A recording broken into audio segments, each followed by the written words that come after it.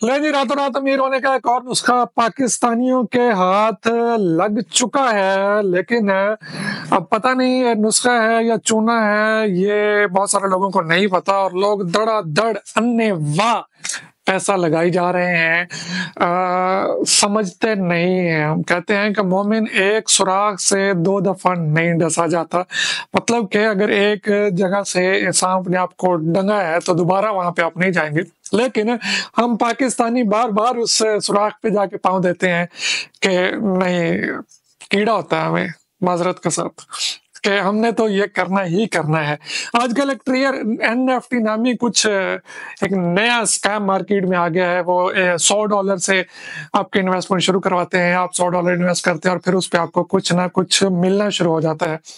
आप शायद कुछ अर्सा पहले एक वेबसाइट ने, एक एप्लीकेशन ने बहुत तगड़े लेवल पे हम पाकिस्तानियों की बजाय जावा आई नाम था उसका, और फिर बहुत सारे लोगों को रोते हुए देखा गया और वही लोग आज फिर ट्रियर एनएफटी पे खुद भी लगे हुए हैं और सादा लोगों को फंसा भी रहे हैं कि आ जाओ, ये बहुत पैसा दे रही है, ये बहुत पैसा दे रही है।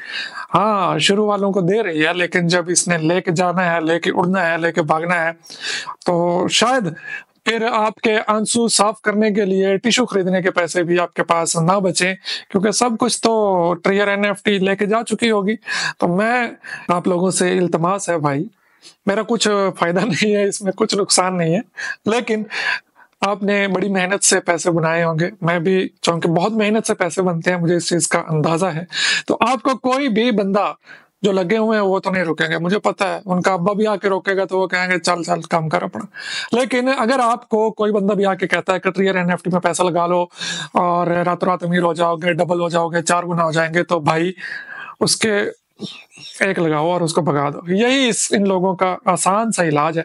अगर तुम लोग फँस गए तो वो तो अपना उसमें से थोड़ा-सा कमीशन मिलेगा उनको, वो जेब में डालेंगे और तू कौन ते मैं कौन, और फिर आप हाथ लगा-लगा के देखेंगे कि साढ़े नाल हो ही की। तो भाई मैं आपको गाइड ही कर सकता हूँ, मेरा काम ही यही है। मैं तो अपने वीडियोज़ में लोगों को पैसे कमाना, पैसे बचाना और ऐसी बातें बताता हूँ, सिखाता हूँ।